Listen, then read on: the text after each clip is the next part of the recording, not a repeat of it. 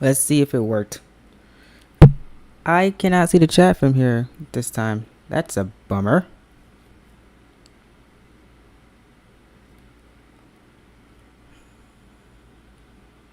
Oh my gosh, man. That is so funny.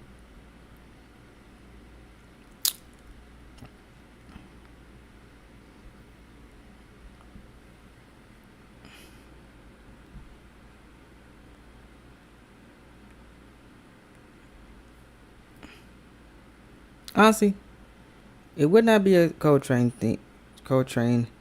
stream without it being on time. Not being on time.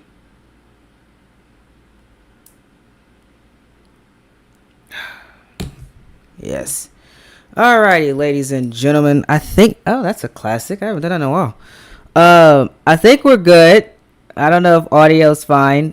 I think on my end, I think we're okay. Can you guys please tell me how's audio? Do we sound well? Do we sound good? I'm like 3 minutes late, but it's fine. You know, what would it be a Coletrain stream without it not being on time? Okay, good. We're on time. Good. Glad about that. Man, what a year it's been for one. This year of the channel has been one of the most interesting and I would say important years that we've had in a long time. This year was 7 years of YouTube, 10 years overall of CTP. It's been a long journey, and I've been trying to, put into words this entire last all day, honestly, of what it means to hit 10 years, to be doing this for a decade, nearly a decade on YouTube. 3 years from now will be 10 years of YouTube as well. It's kind of surreal. That's what I would say. That's what I'll say. I really couldn't find words to really get us here, but we are here. And it's been a fantastic journey, full of memories, full of hardships, ups and downs. A lot of downs, a lot of ups, a lot of changes. It was just in the last 3 years has been honestly a roller coaster, and a lot of you guys have no idea what I'm talking about. But if you were here, it was a roller coaster since 2020. But man, oh man, the best years we've had on YouTube were 2020, 2021, and last year, which is insane to think because that was our most roller coaster years. But I don't want to keep this intro too long because I don't want y'all to sit here all day listening to me talk. Although I love to talk and tell stories, but that's for the podcast, because that's what the podcast is for. I just want to say thank you to everybody that has helped out with this series, with this channel, has come on this channel. I want to publicly thank each and every single booker that has ever booked with us since 2018 is when we first started initiating bookers for outside of my family. I want to publicly thank each and every single person. Without you guys' advice, without you guys' help, we would not be where we are today. So I thank everybody that has made a match. I thank everybody that has commentated. I thank everybody that I had the honor and privilege to interview on this channel. I thank everybody that has done commentary for any of my videos. I thank everybody that's been on my live streams. I thank everybody that's been on my gaming videos. I thank everybody that's been here supporting the last 7 years. If you've been here just for 2 years, 3 years, 4 years, I thank you, because you have made this journey special. And without you guys, there is none of this. So just a sincere thank you to everyone that has contributed to CTP in any small way, from making music, from having your call in the series, from just watching. I thank you all so much. Yeah. Now, where do we go from here? A lot of people have asked me what's next. Well, number one, I'm not going anywhere. No, we're just getting started. We're just getting started. This is just the beginning. I feel like I am hitting my stride right now. I am not going anywhere. This is the happiest I've ever been doing this stuff. I am having a blast with everything that we have been putting out the last 3-4 months. This is just the beginning. An end of an era is coming, with season 7 ending and season 8 starting. But this is just the beginning of it. We have a whole nother chapter to write. And I am so excited. I'm just itching to show you guys just a little bit of what is on the way. Because I'm telling y'all, man, y'all are in for a ride. If you think everything's good now, just wait. Just wait. It is only going to get better as we go along. I'm so excited for what the future is to come. But that's enough about me. That's enough about the anniversary. Now, my little spill, like I do every year. But we have individual stories coming out about different things regarding the series, different things regarding the company as a whole.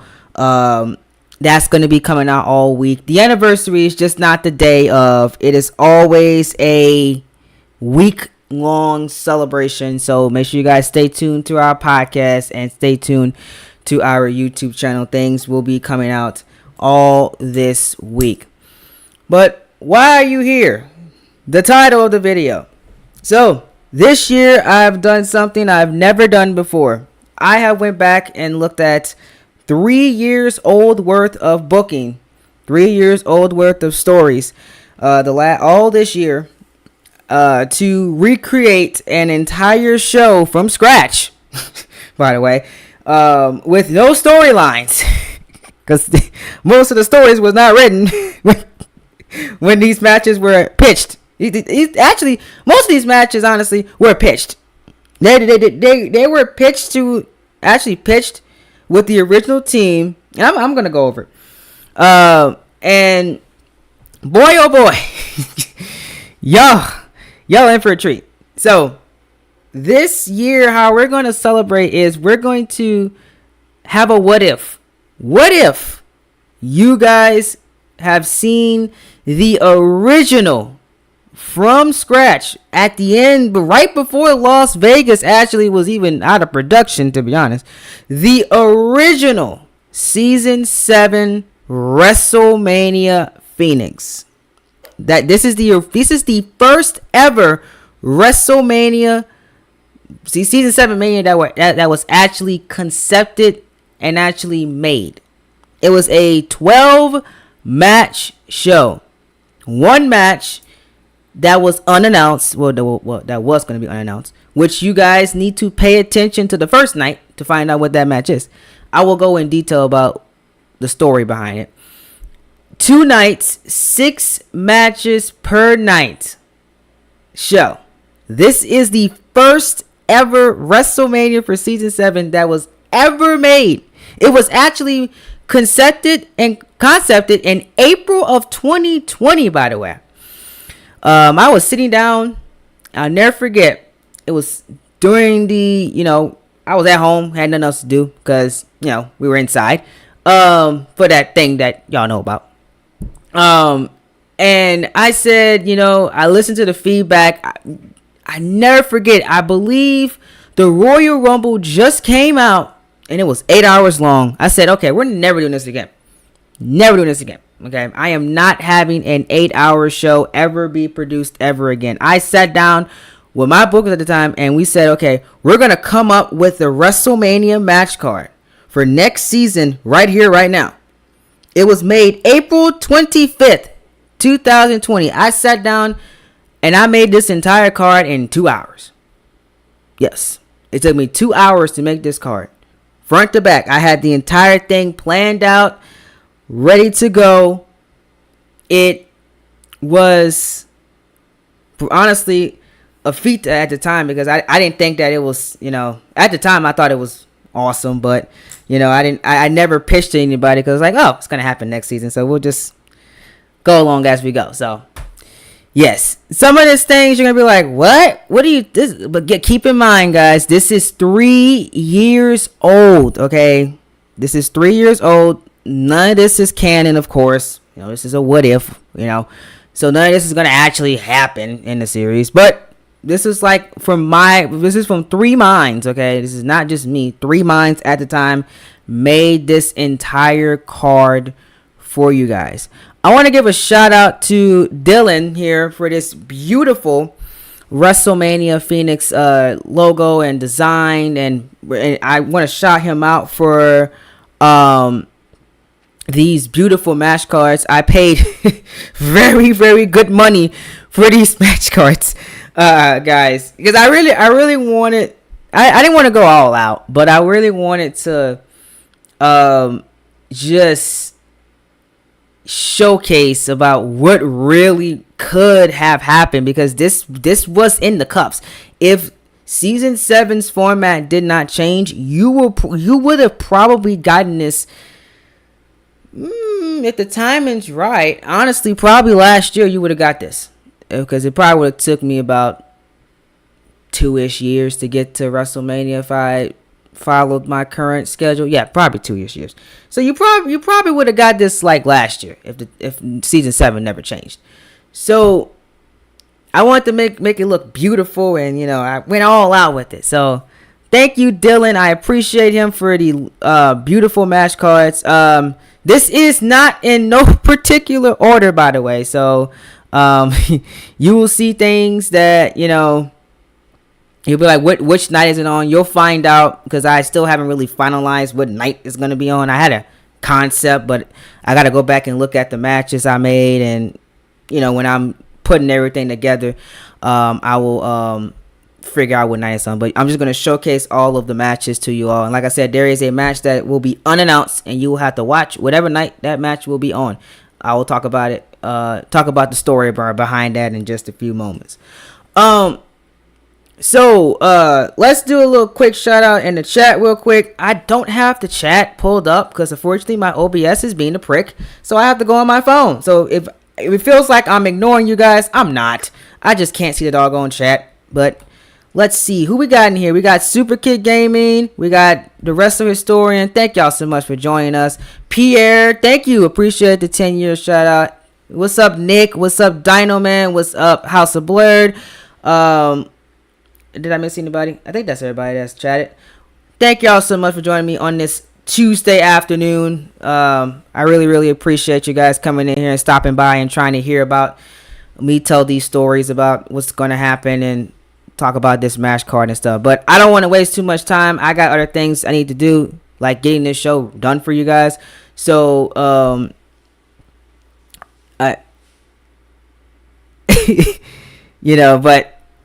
that's just how it is. Look, listen, okay? Listen, things are confirmed, all right? Most of the matches that I announce here are done. Most of them. There's not, only 3 of them are not done. But, hey, we're working. College got in the way. But, hey, what's up, Dino Man? How you doing? Look, I said, it said, I was going down a list, all right? I missed a few names. If I missed y'all, I'm sorry. Thank y'all so much for watching. Who were the 3 minds? It was myself, my uncle, and my cousin. We made this match card ourselves. Took us 2 hours. 2 hours to be exact. On that day I talked about earlier. So fun times. It was a fun, interesting time. Okay, like I said, there is no particular order this is going in, so I'm just gonna start out with the first match. Like I said, wow. Okay. how can I explain this one? Okay, this was going to be your United States Championship match for it was going to be a fatal 4-way. Oh boy, I know. This is going to be a very interesting story to talk about. Oh man. Okay, so now you got to think about the time period that this was made. Again, this was made in 2020, by the way. I don't even think, was King Dar a thing? Well, I thought he was. I don't remember much. Trying not to remember sometimes around that time period, but so yes, everybody thought that King Dar was gonna be in the main event scene. No, if I had my way, honestly, he would have probably just been a mid-carder, because that's what I had in my head. I never really expected him to be a main eventer. It just happened. I don't know.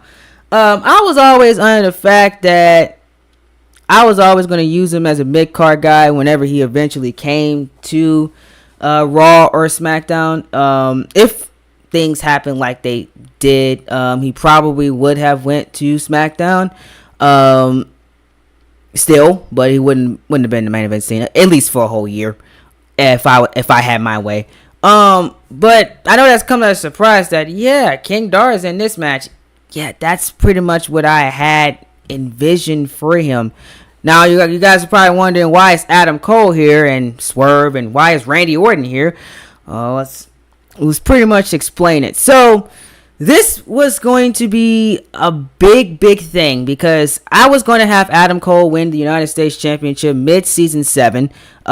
He was going to lose the WWE Championship because, again, he was still going to win the WWE title at WrestleMania in Las Vegas, but he was going to lose the WWE title mid-season. And then it was basically going to be like a tear down of the Undisputed Era. He was going to have to find his own way back to the top, but he kind of never got back to the main event scene. He was always going to be in the upper level of the card, because he was going to have a great title reign, but he would have never held it for that long. United States title would have been under his waist. I would have debuted Swerve around like mid-season. He was going to start to blow up, and Randy Orton in this series has never been the United States champion, so that was his motivations for going after the belt. It was a title that eluded him, and still has in this series to this day. He's never won the belt, so that was going to be the reason why he is here. King Dar would have never existed, honestly, in this season. He would have been back to Noam Dar. I would have called it a fall from grace, if you would call it that. He would have had a period where he just had to find himself and find his way back to the person that he was in NXT. That was going to be what I was going to do with him to get to this matchup right here. And that's how everybody got here. Swerve is looking for his first championship belt in the series. Adam Cole is looking to retain and get his second straight win at back-to-back WrestleManias. He's currently undefeated at WrestleMania. Noam Dar is looking to prove that his NXT run wasn't a fluke, and he's going to win the United States Championship. And Randy Orton is looking to win a championship that he never won before. Orton and Cole would have had a lot of problems with each other. They would have hated each other. It would have been a very interesting story, because Randy Orton would have had a match with Adam Cole earlier on in the season for the WWE Championship.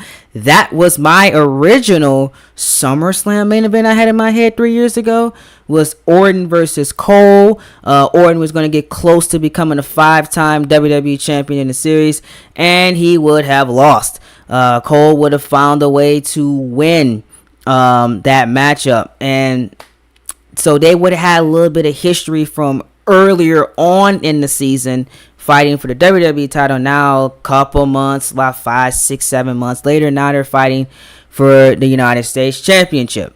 You know, funny how history repeats itself. But they got 2 other guys that are gunning for their title as well. And that's all the notes that we really had on this match. You know, and I thought about a little bit more of how I would have gotten here, but y'all will hear all that nitty gritty on commentary about the background. But this is how this fatal 4-way came, and that this was in my head. Like, okay, this is what I want to happen. This is like how I would have done things, if I had the full reigns in season 7. That was United States Championship match right there. So kind of a surprise to see Dar in around this area, but that's what I really envisioned him doing after his NXT run, because I like the guy, but I didn't think that with the way I wanted to do things, he was not going to be a massive main eventer. But that was the thing I had to go here. You'll find out what night this will be on whenever I figure it out myself. Now, okay, moving on. Next match. This very interesting. Okay, so this is the SmackDown Tag Team Championship. This is a tag team turmoil match. So My Hurt Business was going to include Lio Rush and Bobby Lashley, but there's also a very, very interesting person that is in my original Hurt Business, and that is Carmelo Hayes. Carmelo Hayes is in this Hurt Business.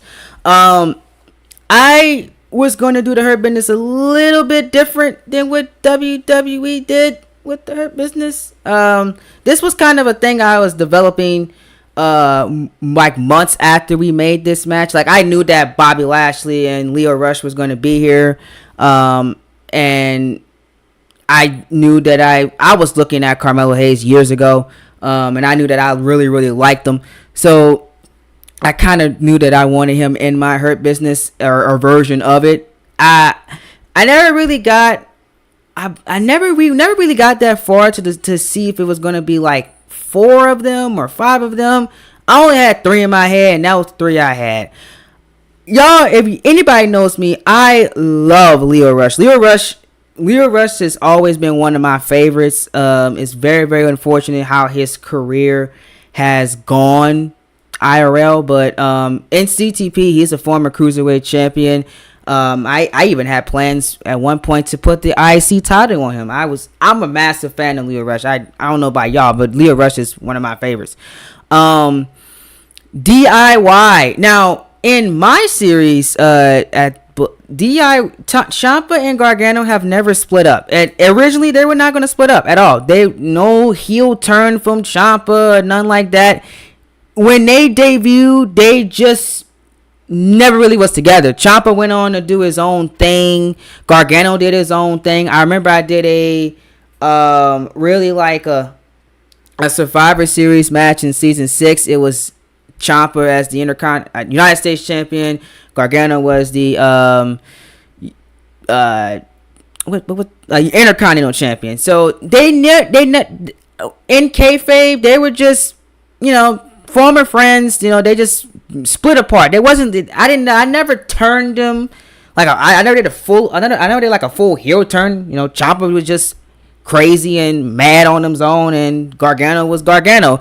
So they found their way back to each other. That's how I was gonna do it, because after Gargano had his fall from grace at WrestleMania, and then Ciampa had and his Project Ciampa stuff went in flames, and that was all destructive at Las Vegas and stuff like that. They were going to eventually find their way to each other. Both were going to be on SmackDown. It would be the first time in the series they were ever together with each other, and they were going to win the SmackDown Tag Team Championships. We originally envisioned that it was going to be a 6-month reign going into this WrestleMania match. And Imperium, they were added on later on, as later on I was going to, originally it was going to just be Rush and Lashley versus Ciampa and Gargano for the tag team titles, but then I added Imperium on because I really, really started to become a fan of theirs, and they were going to be there. And Walter, speaking of him, I will talk about him in just a second because he has a great match planned for this show as well. So it's going to be a very, very interesting night for Imperium because all of them are in action on this show. How did we get to a turmoil? Well, Imperium crashed the party because at the Royal Rumble, this is going back a little bit. At the Royal Rumble originally, Lio Rush and Bobby Lashley were going to challenge Gargano and Ciampa for the tag team championships. This was going to be a very, very interesting story here because it would have been months and months and months of Rush and Lashley trying to get to the belt because they kept being denied by our SmackDown general manager. Which, fun fact, the SmackDown general manager originally was Kurt Angle, and I know how the hell that happened. I'll explain that later. But he kept denying them opportunities at the belts, and they finally got it at the Royal Rumble, and then Imperium just decides to crash the party. The same night, Walter won the Royal Rumble because my Royal Rumble winner originally for season 7 would have been Walter. Walter won the Royal Rumble. Imperium crashed the party and cost Lashley and Rush the tag team titles, and they have been feuding with each other the last two and a half months. And Gargano and Ciampa said, "You know what? I'm sick of this. Y'all constantly want the belts. How about we just take both of y'all on? There'll be a turmoil. Y'all can just tear each other apart, and and whoever survives is your tag team champion." So that's how we are here with this turmoil matchup. So that's what I had in mind in my head of how this one was going to go. And I'm very interested to see how you guys receive it because there's a very, very interesting winner of this one, and I don't know if it's gonna go good or not. No, DIY, yes, DIY are heels, yes, because like I said, they found their way to each other, but Gargano just took on that darker side that Ciampa had, that he was trying to I don't know how to really know how to explain it. He was trying to not give into it, but after his fall from grace, it really just turned him into the darkness that he is. And they just found their way back to one another as the season went along, and they won the tag team championships. Well, there is going to be a draft. The season 7 draft was still going to happen, and both of them were going to be drafted to SmackDown. Yes, I even wrote out an entire draft. I had picks and everything for Raw, SmackDown, and stuff like that. So that's how we had it. Yes, Walter would have won the season 7 Royal Rumble, and this would have been his opponent. You've been seeing this graphic promoted a lot lately. This was going to be your original WWE Championship match, Walter versus CM Punk. Now, if you guys watched WrestleMania Las Vegas, you gotta remember CM Punk came back. That was still going to happen even back when this card was being structured. CM Punk was going to come back to WWE the same way he did at season 6 WrestleMania Las Vegas. That was not changing. That was my full decided thing. But instead of going into a feud with AJ Styles like he did at the beginning of season 7, he was not going to do that. He was going to go right for the WWE Championship. CM Punk eventually won the WWE title at SummerSlam, and Walter was going to debut like he did actually he already debuted after losing the North American Championship at the end of season 6. He was going to be drafted. Like I said, the WWE draft was going to happen. I was going to draft him to SmackDown just like he did originally. He was going to go to SmackDown, and he was going to win the Royal Rumble. A lot of people, I remember vividly with Walter's North American Championship reign, a lot of people got behind him very fast. And I was like, you know what? I'm going to give this guy the Royal Rumble. And that's what I said. And I said, you know what? Who do I want him to face? I said, okay. Well, CM Punk's going to make a return at Vegas. how about I put the WWE title on CM Punk and let them two fight each other? So that was, you know, what I was going to do with Walter and Punk, like have that happen. I know a very, very odd WWE title match on paper, honestly, but you know, that what I had in my head 3 years ago. So I think this is probably one of the most interesting ones to happen, because again, this was made before CM Punk even returned back to wrestling. So a very, very interesting match, I will say. So that was my original main event at the time. Yeah. So like, I mean, hey, I know Mark's proud because that was one of his NXT darlings that was going to be in the main event the following year. Because I mean, like, yeah, it was. I mean, the North American title run was great. I enjoyed it. And I feel like the way that Walter ended up in season 7, regardless, he's still fine. He's still got a nice match that's gonna happen at London. So I mean, I guess everything really worked out, you know, at the end of the day. And I think the chips really fell perfectly for him, because I think the European title run was great. So I would say, like, it's a very interesting thing. I mean, it's either if you're a fan of the match or you're not. I mean, that when I was booking it, I was just like, the fans want. I know that most people were gonna pick Walter to win this match anyway. And when I was like structuring the card, the fans were getting behind Walter at the time, so I was gonna give them what they want. I was gonna give them a main event level Walter push, because how popular he was getting very, very popular. So, you know, it just logically made sense. But CM Punk being there, I know it's a shock, but you know, that's just I didn't really want CM Punk's run, his first run back in CTP since like season, was it 1, to really like be on a damper. You know, I wanted to like make it like memorable. If I could like explain my logic behind it, if y'all really care about that. I don't think y'all really care about it, because you know, I'm just trying to explain like my thought process whenever we were making these matches. This got pitched to me and I liked it, so I mean, hey, you know, that's just how things ended up. So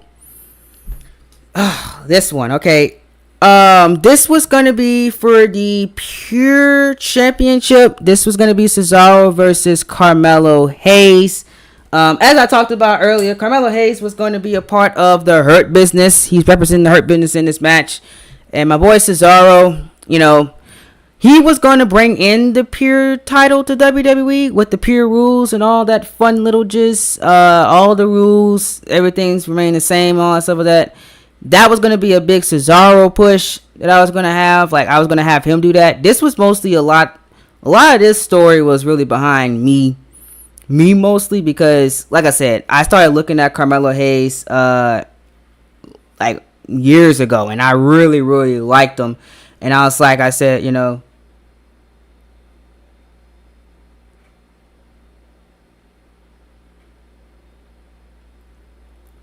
well, yeah, because it was, like I said, it was 3 people that really like made this card, and we were bouncing ideas off each other. I knew I wanted Walter there. Like, that was going to happen, you know.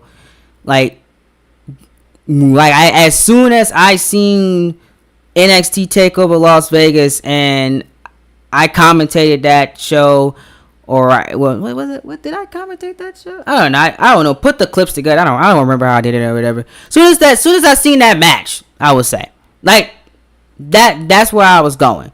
But like the CM Punk idea of him being the WWE champion, that was pitched to me, and then I said, oh well, sure, why not? You know, it was, like I said, my thinking behind the match was, you know, a lot of people were going to pick Walter, that's what I was going for anyway, because he was the big star. He was going to be pushed. He was going to win the Royal Rumble. So I was like, his opponent, yeah, well, it did matter, but I was like, I wanted it to be a big name. So at the time, I thought, well, CM Punk's perfect. He's coming back, as back into the company. We can build him up, and it'll work itself out. So that was pitched to me. The Punk idea was pitched to me, but I told them Walter was going to be there no matter what, because that's just what I wanted, And similar to this, I wanted Carmelo Hayes on the show. So, and I got what I want. Well, I was going to get what I want, but yeah, what I wanted, But for like this title, I know people were like kind of skeptical on the European title being in the series, so I was planning on getting rid of it. I don't know. Again, this was 3 years ago, so I don't know when I was going to get rid of it, but I knew that I was going to try to bring in another title, if that makes sense, to the series. And I did settle on this belt, but I didn't know what month this was going to happen, because, again, we didn't really get that far. By the time I really started, like, okay, let me start edging out these stories, the season 7 idea came up and everything got scrapped, so I just never really came back to it. So, I'm gonna be honest with you guys, like, the biggest thing about this match is Carmelo Hayes is in the Hurt Business. I never really, like I said, this story really wasn't ironed out that much. So I really can't really, I can't really tell you, like, how this was going to happen and, how everything came together and stuff. Yeah. Because I just never really got to it. And that's my fault. I kind of wish I really did get to most of these stories so I can really, like, see, like, what was my logic 3 years ago compared to now. Because honestly, today, yeah, this will be a banger, and it will most definitely have a story behind it if I book this today. But 3 years ago, just really never, like, developed, you would say.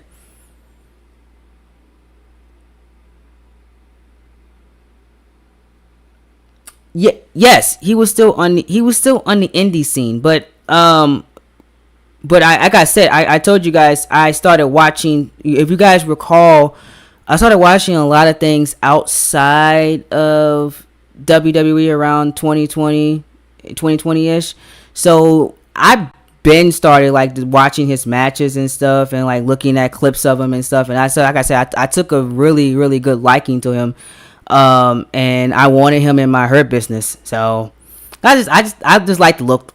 I'm like 2020 me logic was just, okay, if you can wrestle, you got charisma, good size, good character, I liked you a lot. So that's really what was my thinking on it. And I was like, I want him in the Hurt Business. And I was like, maybe I can get him to a WrestleMania if I can debut him in the season 7 and somewhere. He was probably going to, well, honestly, he was probably going to be under his indie name, to be honest, because if I would have went through with it and I had my way, yeah, he probably would have been under his indie name, and I probably would have put him around, probably would have debuted him in 2K22, to be honest, if my months and booking added up. But yeah, that's was like, was the logic there. I know that, it's like kind of like okay, wow, like this is happening, but you know what I'm saying, like that's just like how my thinking was. Like I said, some of these, like, thinking wise 3 years ago, some of this don't add up, but that's what I was, like, trying to, like, really, like, think about when I was making this card. Like none of it, most of the stuff's not really flourished out. That's why it's like a what could have happened, like, and it's not actually happening. That was really, like, my thought process on this one. I would say, like, the next, like, 2 that I'm gonna show, I really had thought process on. But you guys will be like, oh my god, like, how is that gonna happen for what happened in season 6? Just bear with me, okay? But this one, okay, very simple story. Here, not like hard at all. Shinsuke Nakamura versus John Cena for Intercontinental Championship. So in this series, like similar to Randy Orton, John Cena #1 Intercontinental Championship, and really, like season 7, John Cena was gonna be like on his like putting over tour. Like I was really gonna have him like I was gonna debut people, put him infused with John Cena, and have him like put them over basically, and like really like showcase that, you know, yeah, he can still go, he can still wrestle. He was still gonna be at the top of the card, still in some top feuds, and like really be showcased a lot. Like he was, I would say like Cena, Styles were gonna be like my cornerstones, because they've been here the longest out of anybody, like Orton too and stuff. They're gonna be like my cornerstones. And like even with AJ Styles, as much as he's done everything in the series, so I mean like even with him, he was gonna still be like a cornerstone to get other people over, and we'll talk about him in just a few minutes. But this was gonna be like Cena never won Intercontinental Championship. I verified this in my history. He never did. Nakamura was going to win the belt for the first time. Because again, like whenever Nakamura came in, he went right to the world title. Like he was at the top of the card, you know. And I kind of like fumbled the bag on season 6 Nakamura, and I really didn't. I was like, you know what? I'm not going to do this next year. So that's why I want to give him like a very, very high stakes match. He never fought John Cena in this series, and this was gonna be where they finally fight, because I don't know if y'all were here long enough, but Nakamura, whenever he came in, like he was at the top. Like he was world champion, undefeated, nobody was beating him. Like it was just, he was beating people left and right and left, you know. Like he was one of my top stars, like, because I was really like behind him. I was really like, that was my pet project right there, honestly. You know, a lot of people were my pet projects, but Nakamura was definitely one of them. It was gonna be a pet project of mine, and I'm still to this day upset about how his season 6 went, and I really wanted to rebound for season 7. Hopefully season 8 goes well for him too. We can only hope. I hope. You know, you just, you know, I really like just going back and looking at what he did 2-3 seasons ago to what he's doing now. It's kind of frustrating, but you know, a lot of things have changed with the rosters and booking and logic, so you know, he really couldn't be the same as he used to be. But you know, that's what I really want to try, at least try to get back to those glory days that he had, and that was my thinking with this Intercontinental Championship match. So you know, yeah, I know it happens to everyone, and you know, I know that with a lot of my stars, you know, I go back and look at like, damn, you know, this is what y'all doing now, you know. So, but that one was really got to me though. Like, I still can't believe I fumbled him, but it's okay. We got next season.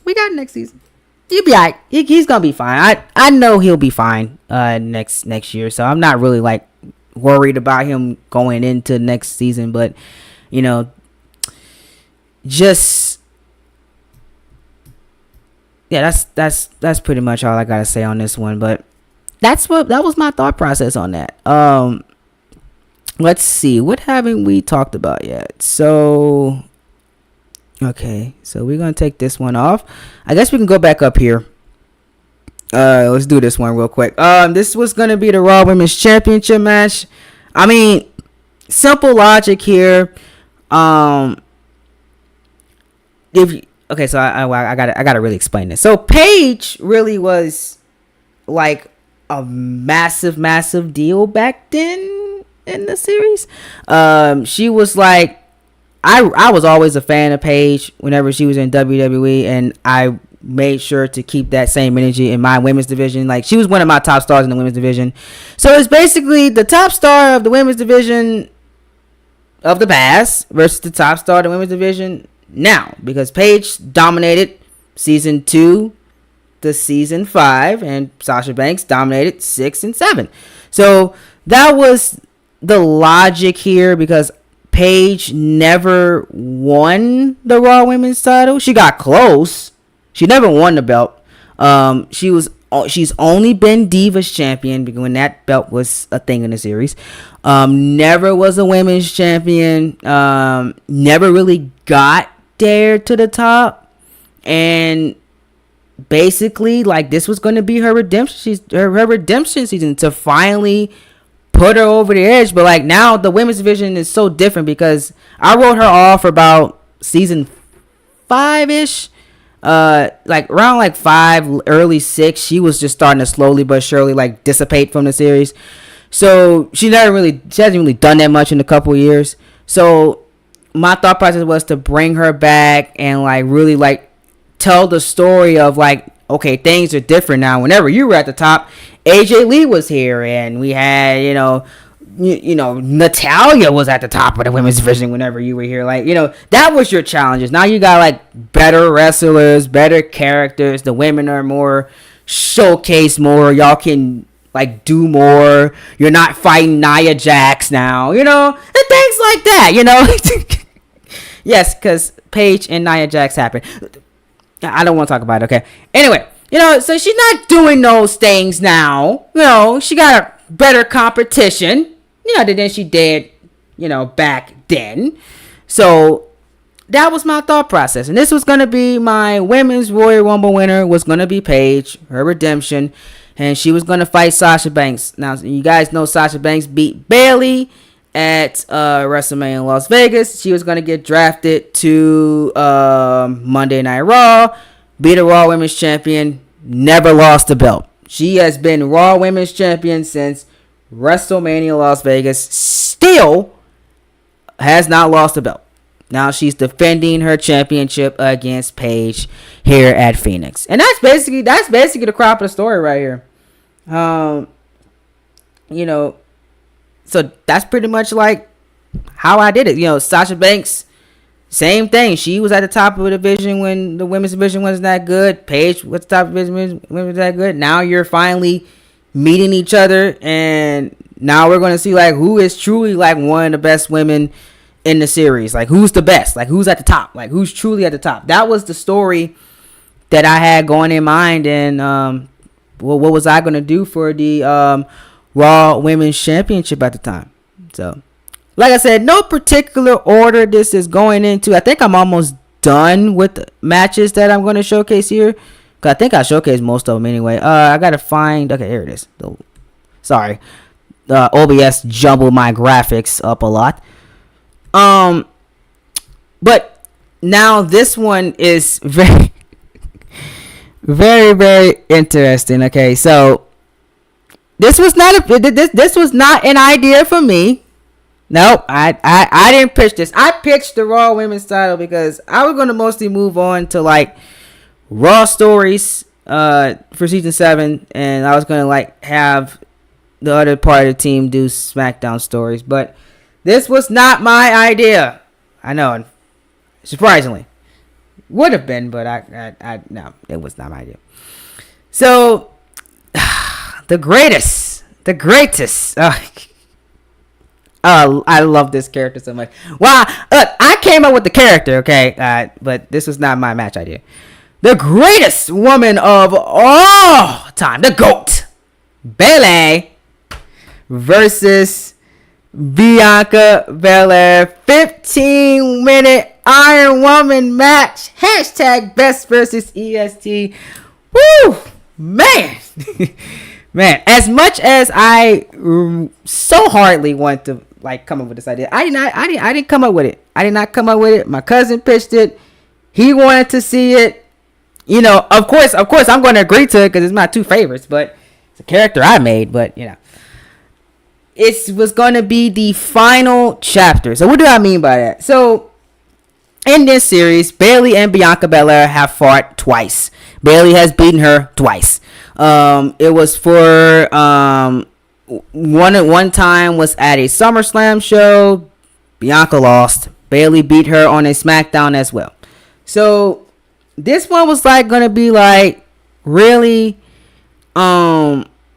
just how I would say it. This is how my cousin described it to me. Okay, this is what he pitched to me, because he said, think about all the things that Bailey has done and how long her matches have been. And, you know, Sasha Banks the year before took her to 22 minutes. And, you know, she doesn't want to be there in the ring that long, because during this time, Bailey's ego is at its peak, because, you know, she's just at the top of the world. Yeah, we thought that Sasha Banks knocked her down, but she won the women's Money in the Bank and, you know, spoiled the entire world again, and everybody hates her. She won the women's Money in the Bank, cashed it in, won the title again. That's what that man told me that was going to happen. And she's at the top of the world. She is just loving life. And the last time Bianca Belair and her fought, it went over like 20 minutes. So Bailey said, you know, if you want a shot at my belt, you have to beat me in 15 minutes.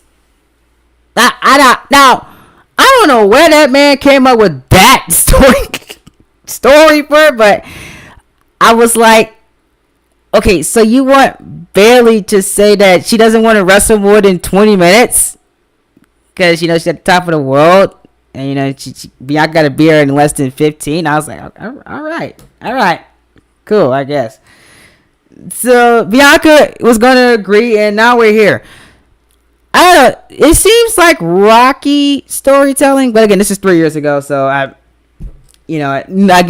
really was like, okay, cool, we'll flush it out when we get there, you know. But that was like the premise of it, because like whenever this was actually made, Bailey was going to retain at WrestleMania in Las Vegas, but I had a last minute audible right when I was shooting the ending of the match, and I stated that, and I changed at the last minute, and my cousin was visibly upset with me actually when I did this, because we went in and we said Bailey was going to beat Sasha, and that was going to be it, but I changed it and I forced it and I let Sasha win.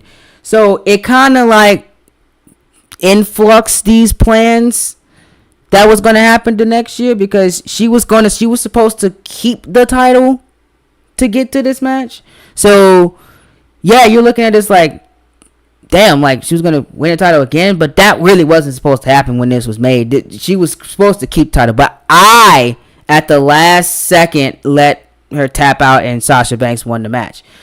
So we butted heads over that one, and still to this day he's still mad at me for that. But you know, hey, you know, things happen. I think it worked out at the end of the day anyway, because I just couldn't imagine Bailey in NXT. That wouldn't have worked. I don't think it would have worked. I don't think it would have. It wouldn't have fit the character that she had. Honestly, I think her losing that belt and going where she went in season 7 was just perfect. I mean, cause like, how can you get that story that you have with Sasha with Bailey? I just don't see it. Not personally, I don't see it. So I'm really, really glad I did not let her win that match. Looking back at it, yeah. And that what I was trying to explain to him. I still tell him to this day. I was like, you know, think about what we did in NXT with Sasha Banks and that beautiful story. I just cannot see Bailey having that impact that Sasha did. And that's what I was trying to get him to understand, because if everything happened the way it happened and Bailey retained, and then we still did the thing that we did with the draft and stuff, and Bailey went to NXT, then, you know, she would have been the women's champion. I don't think you can tell that story like y'all did. I am still like, you know, like still on the defense that I made the right call that night, and I think so. I think so. Like that Candice LeRae and Sasha Banks story does not happen the way it did with Bayley. I still will defend that and say that to this day. But he's still mad at me about that. But with that's something that we still like get into debates on. Like, y'all think that me and the book was getting a debate on King Dar and Lester and that world title feud. You know what I'm saying? But I have a debate with him on that when I called that audible. And if you watch that match, you know that it was built literally for Bayley to retain. Everything was planted. Every spot was planned for her to walk out of Vegas with the belt, because she was supposed to walk out of there with a belt. But at the last second, I let her tap out, and the rest was history. So, yeah, like I said, that story just doesn't happen with Sasha. Like, I'm sorry, like I just don't. I mean, I'm sorry. I'm with Bayley. I'm sorry. That just doesn't really happen to me. I feel like the story is there, and everything worked out the way it's supposed to work out, because we got a excellent feud with Candice LeRae and Sasha Banks. So there you go. How many matches I got left? I think I just got 3-ish more. Yep, I got 3 more to show you guys, and I think that's probably gonna do it for this showcase. And then I'll take some questions. We can hang out for a little while, talk some CTP history and stuff like that. And then I'll let y'all can go on about y'all merry way. So real quick, let's go over the World Heavyweight Championship match. This was going to be a gauntlet match. I haven't asked to explain how the hell this is going to be a gauntlet match, but okay, here we go. So this is going to be Cody Rhodes versus Ricochet versus Jay White versus AJ Styles. Now you're asking me, how in God's name was I going to have Jay White here with him being in NXT? How in God's name was I going to have Cody Rhodes, and how the hell did Ricochet get here? And okay, let me explain. Okay, so yes, I knew Jay White was going to be in NXT. He was in NXT at the time of this making of this match card, but I was going to try to force my hand, and I was going to try by hook or by crook to get him off of NXT. Ricochet, what was he doing around the time? I don't think Ricochet was doing that much. I think he was in NXT too. Yeah, he was a failure in NXT. I remember. Ricochet, same thing. I was going to try to get him off NXT too. Because I did not like the booking of Ricochet in NXT. I thought that he deserved better. I thought that he, could elevate himself to greater pastures. And I was going to try my best to get him off of NXT as well. AJ Styles was always, you had to worry about that with him. He was going to just stay on Raw.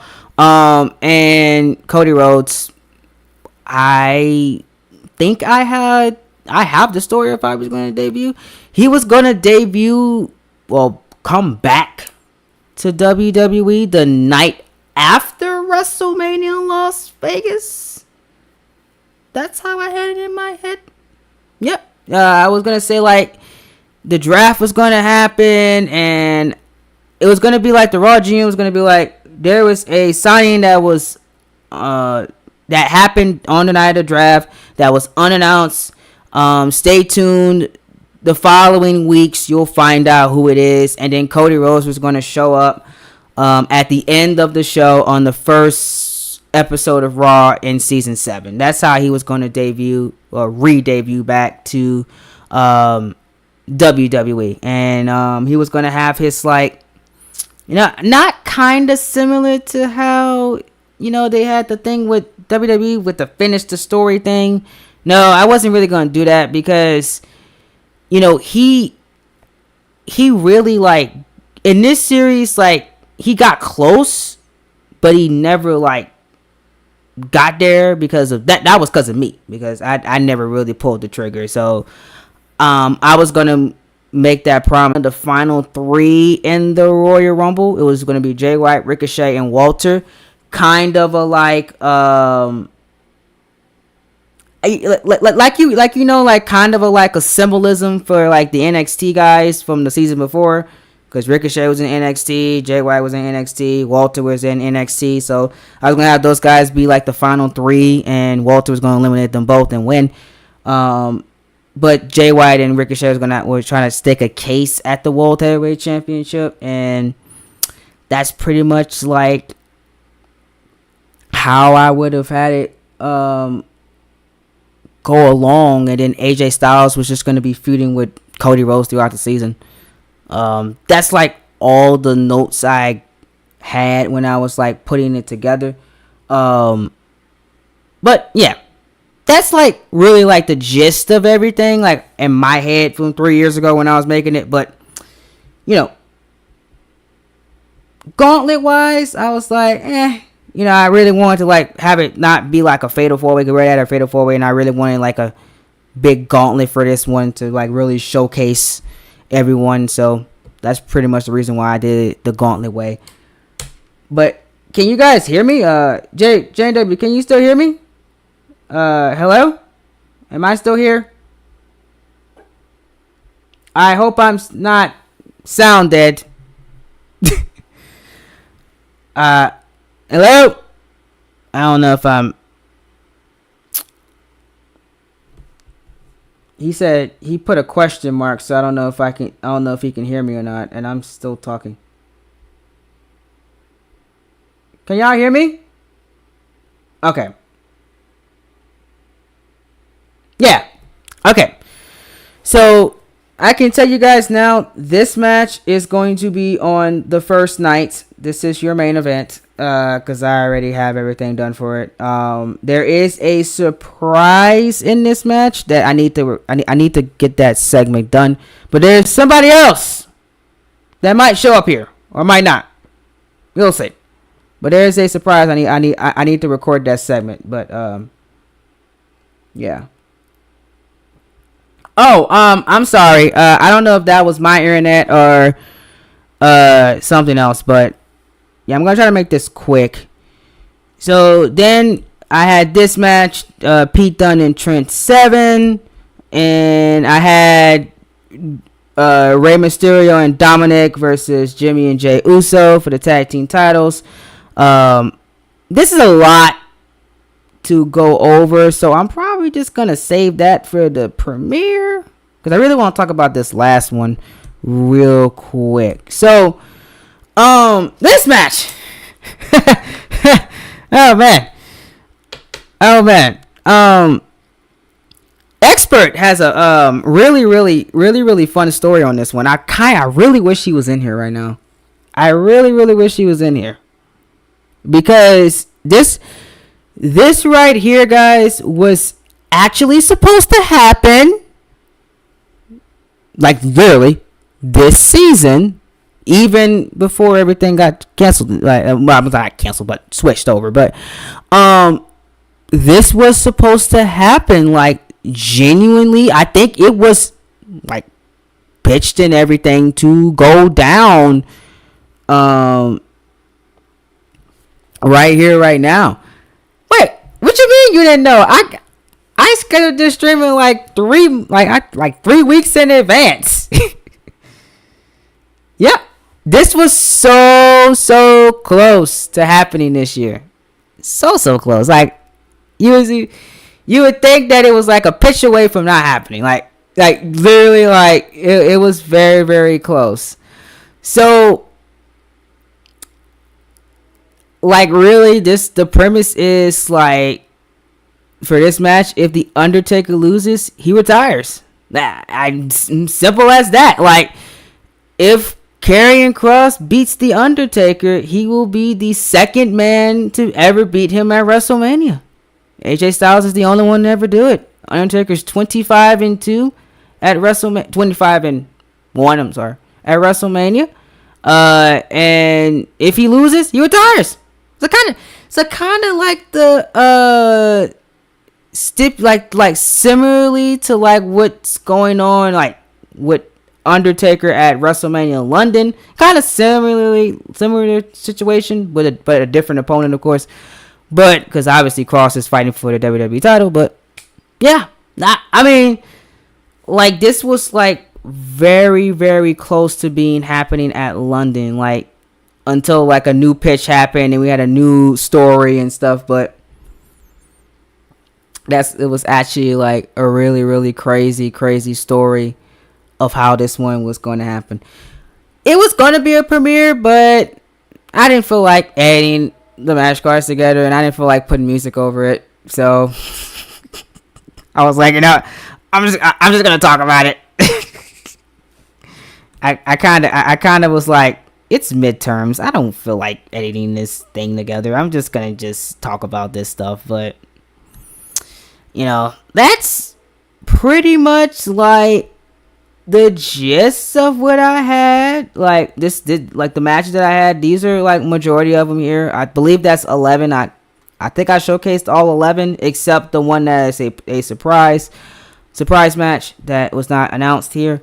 But that's it. That's all 11 announced matches that's going to be on the card. Like I said, it's a 12 match card. You will get a special match that will have a segment tied to it, and that will be explained on commentary and stuff like that. But yeah, that was the WrestleMania from 3 years ago that I had in my head with two other people. We sat down for 2 hours and made that entire card together.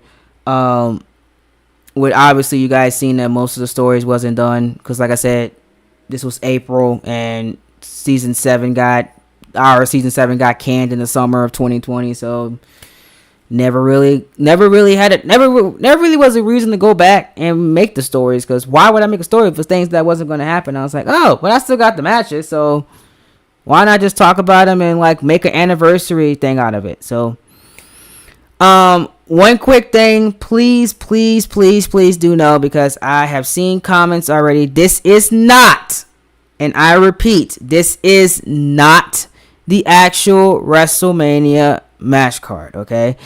If you guys want to know what the actual WrestleMania match card is, that is in a live stream, and I'm going to put it in the link here, and I'm going to put the actual WrestleMania match card in the pinned comment, okay?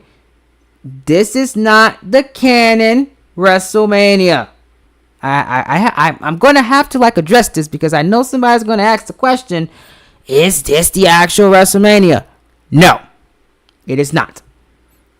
It's not the actual WrestleMania. This right here, if you're watching this stream, that is the actual WrestleMania card right there. So, if you want to know what's going to be happening at WrestleMania London, go watch that video. Or if you're watching this after the fact, go in the pinned comment down below and, go click that video right there. That is your actual WrestleMania card. That is fully canon. That's the canon card. It's gonna be titled properly. This will have exactly what it has in here. It's a special. It is nothing really big going on with this one. It's gonna have a what could have happened. That's how I'm gonna title it. What could? Okay. See that key word right there? Could. Not mean should. What? Not mean did. What could have happened? It almost did. But, as my auntie says, almost doesn't count. And it does not count. Could have happened. That's a big... That's the word I want y'all to, like, really, really Google. If y'all don't understand that word, go Google it. Go look it up in the dictionary, okay? I want you guys to really, really break down the symbolism of what that word means. Could. That's probably gonna be a meme at this point. Have happened. That's all I gotta say. That's it. That's all I got. Anybody got any questions, comments, concerns for me? If you have any questions, please, I'm taking questions now. Shoot them in the chat down below. I appreciate you guys for staying with me this hour. I actually did very well. I only wanted to go about an hour and something, and I did. I'm proud of myself. So any questions you guys got for me, shoot them in the chat. If you guys missed it, Universal War is going on a hiatus probably until 2024, if I'm going to be honest. I don't see it coming back until like January or so. But basically, the reason why Universal War is being put on the back burner, I want to get WrestleMania stuff done. I want to get season 8 out the way. And I also want to get my mode stuff like ready to go, so that stuff can be flowing after WrestleMania is done and dusted. So I have to really take a back seat on Universal War for right now, and we have a lot of kinks the bookers got to fix anyway. So like I said, we listen to y'all feedback. There's going to be a change with Universal War. Look forward to more information on that as we progress through WrestleMania. And once that's done and dusted, and probably 2024, we'll probably be looking back up for Universal War to start back up. So that gives me time to record and get everything set up for that until then. So, but that's really like the only thing that's like going on the back burner right now. Everything else that I've already promised and announced is still happening, still going on, and still being worked on and stuff like that. Hopefully you don't hear that train in the background, because how fitting a train is in the background. Coletrain. No? Okay. All right. That was a bad joke. Anyway, that's pretty much. Do I got anything else? I don't know. Did I talk about everything else? I think that's it. I don't got nothing else for y'all. If y'all don't got no questions, I can bid you farewell. I'm gonna take questions for like 2 more minutes, and after that, y'all can roll on out of here. My email's going crazy.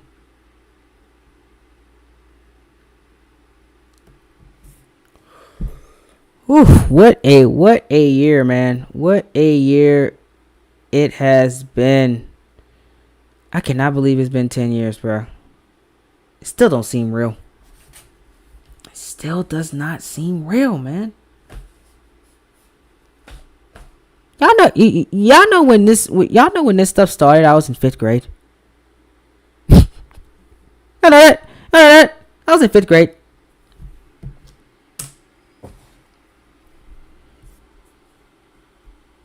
Still insane to me.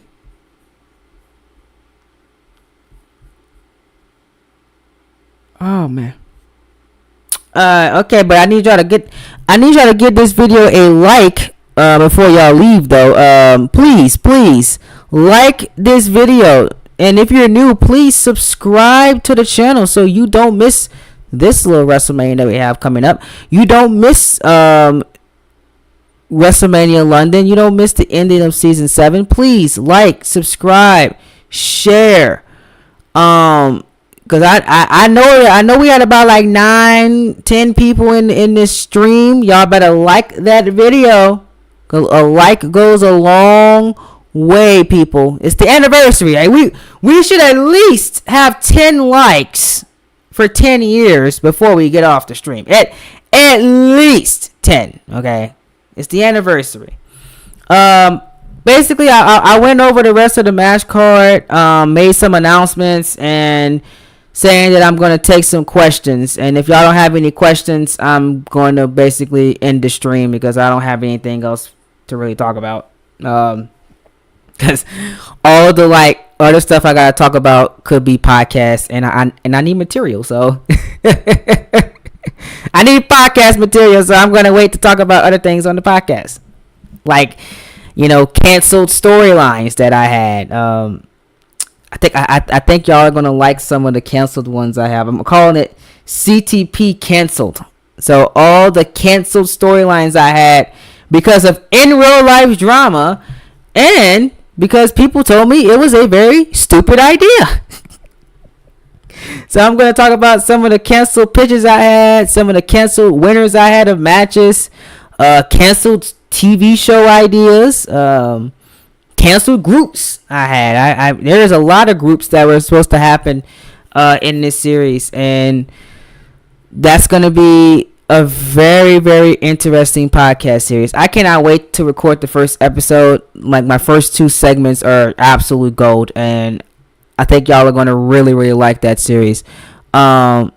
We also have the series that J&W pitched for us. I need to start recording that, getting you guys ready for season 8, going over some big fun facts about the series, talk about some big stories that have happened in the last 7 seasons. I'm going to see if I can get like an episode or 2 of that out this week as well. Anniversary week is a full week thing, so we're going to be celebrating all week long. I usually do a month long, but college happened, so I couldn't even like make any material like I wanted to for like an entire month of celebrating. But I think honestly we've been celebrating all year anyway, but I guess I like to call it anniversary week, so we'll make it a week-long celebration about talking about different things about the series and stuff. I might even talk about the first ever episode that I made of this series. The story behind that, the first card, the first, main event. I got plenty of, like, things that I want to talk about, and, I didn't really want to like make that a big live stream of me talking about it, because I don't think people will sit here and listen to me run my mouth for 2 hours talking about different things that have happened in CTP, like the DWO and that fun things. The DWO, that was a fun time. Remember the DWO? That was fun times. Good times. Yeah, the DWO. That was that was a fun story. I still cannot believe I made a T-shirt of that too. And I had Dino Man. Poor Dino Man. I guess I can tell it. Poor Dino Man. He came out as freaking. He had the Kevin Owens entrance motion. I had a custom entrance. His shirt was red, and it had white letters on it, and it said DWO. And my great mind at the time said, that's the Dino World Order. Wow, Coletrain. Wow, Dino World Order. It wasn't the brightest thing I've done. I remember his first match, man. He had this bright red shirt on, black shorts, and red Jordans, y'all. I wish I could find a clip. I really wish I could go find a clip of it. I can't make that. I really can't make that up. You can literally go on this channel and find that, bro. Like, red shirt, white lettering, black pants. I think it was like tights or something. And then he had these Jordans on, coming out, with a big smirk on his face. I said, that's the Dino World Order. Yeah. Yep. Dino World Order. I said I was going to make it a shirt, I said I was going to make it a shirt, bro. I still might. Just for the giggles. I genuinely might make that a t-shirt. And if that sells, y'all will be the greatest fan base ever, bro. If you know about the Dino World Order. DWO, y'all. We love the DWO here. Yep, your debut was against Pete Dunne. I mean, it was a spectacular, the match was fun for season, was that 5.5 or 6 standards? It was fun. But the gimmick just, I'm sorry, Dynamite. I really apologize on the way I treated you. It just, I'm just so sorry. I apologize. I really do, man. I really, really do apologize the way that I treated you your first couple months here. Because that was not a fun time. I mean, Pete Dunne. The Pete Dunne match was cool, though. What the story? Nah. But yeah, so that's like things I'm going to be talking about in like the podcast and stuff, and talking about in videos and stuff. You guys just, hearing about some of the canceled things and crazy things we've done. I mean, it was a good 3 years, huh? The thought that counts. That's what they say, right?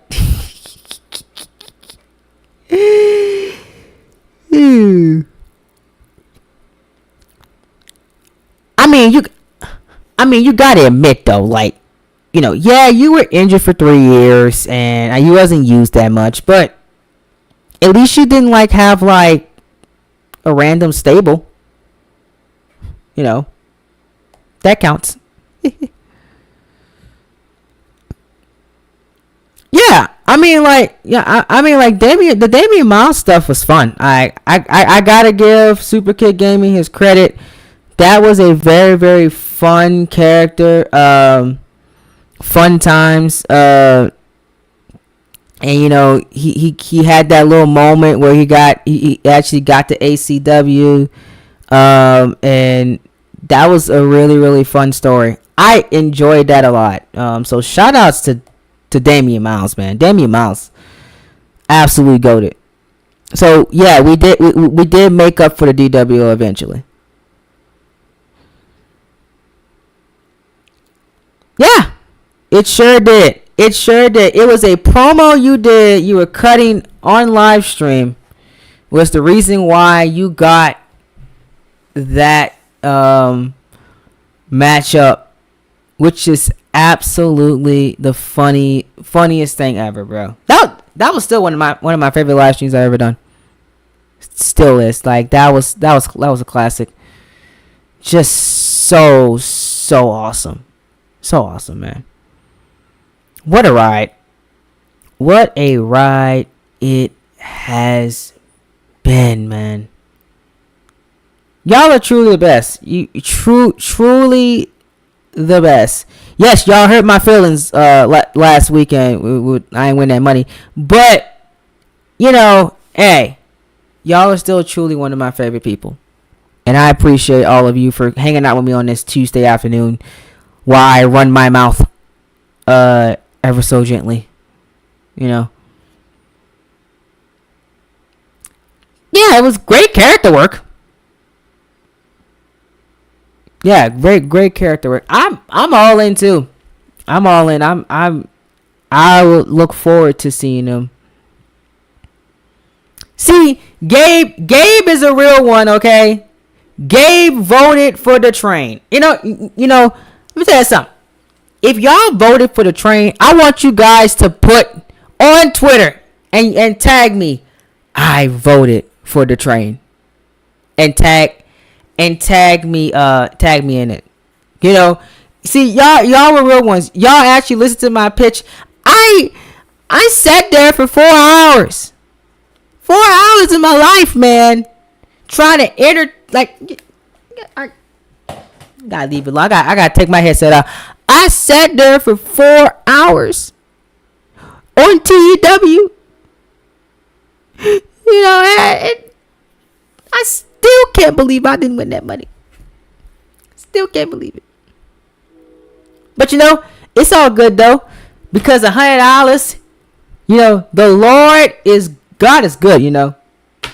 He's good, because $100 hit my bank account that Monday morning. Don't say, because like the old folks say, it may not come when you wanna. But it's what? I'm gonna let y'all think about it. I'm gonna let y'all think about it a little bit later. Come on now.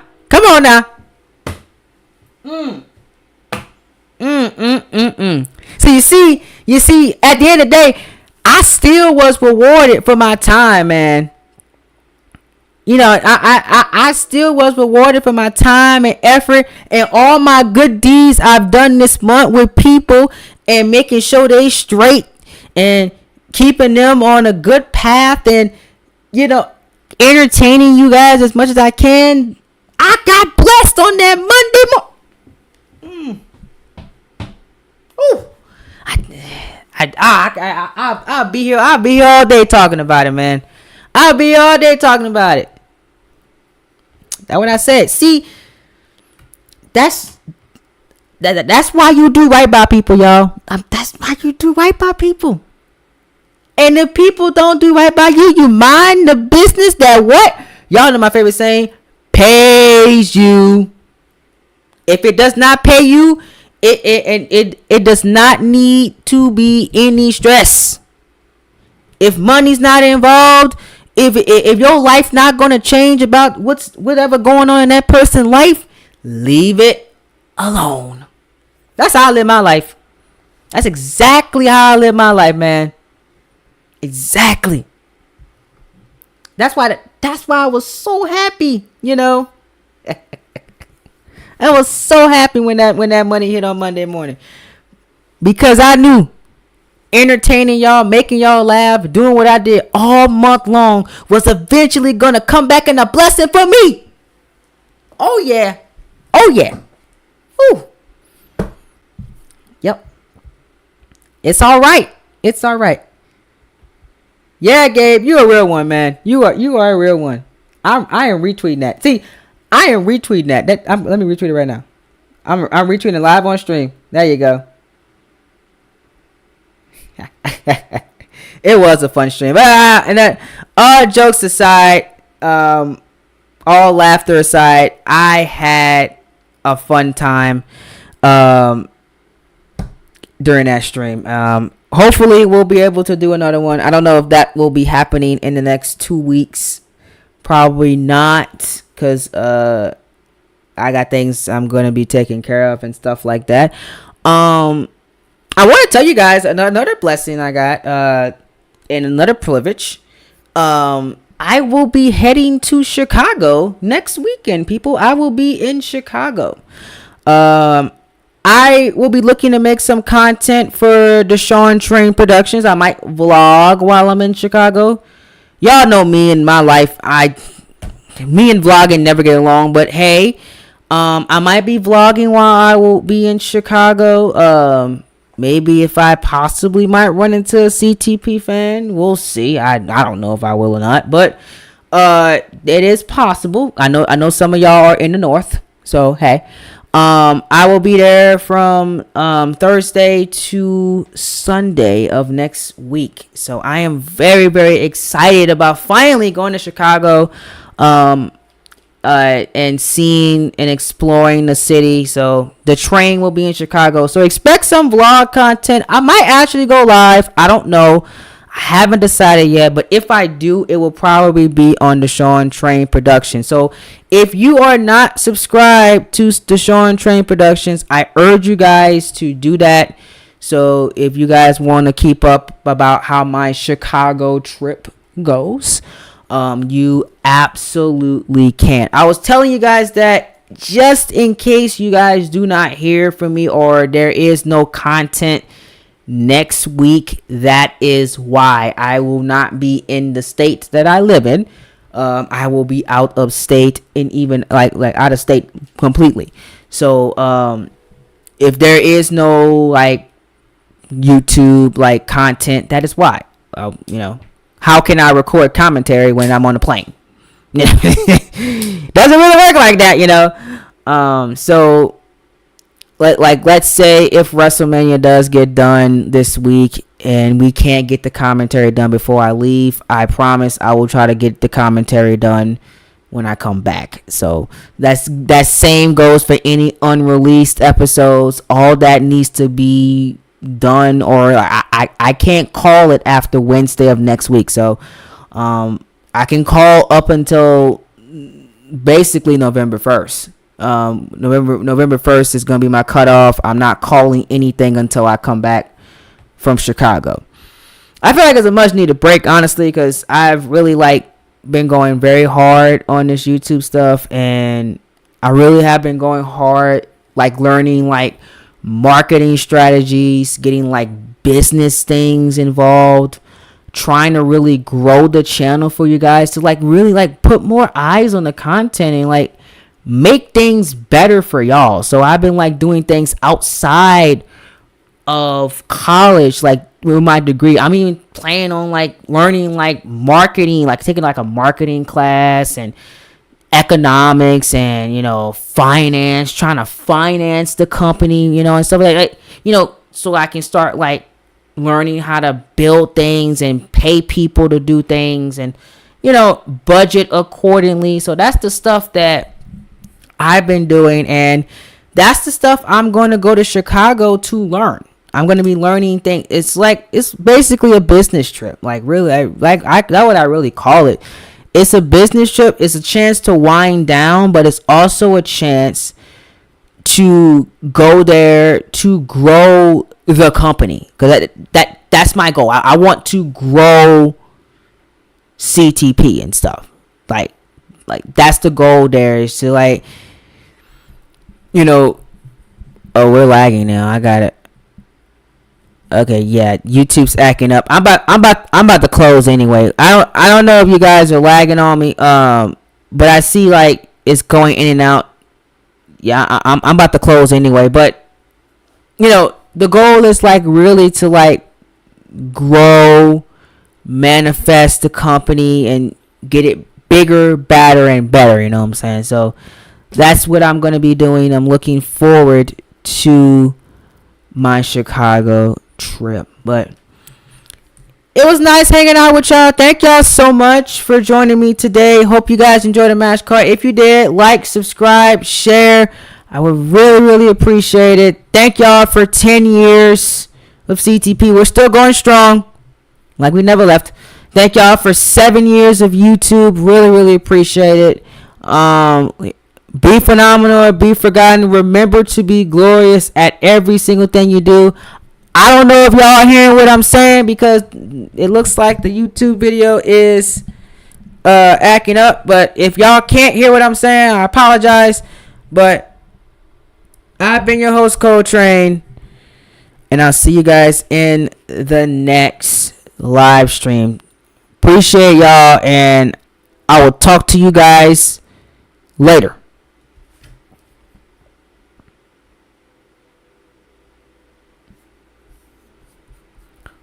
If I want to go, I make a deal with God. Down. If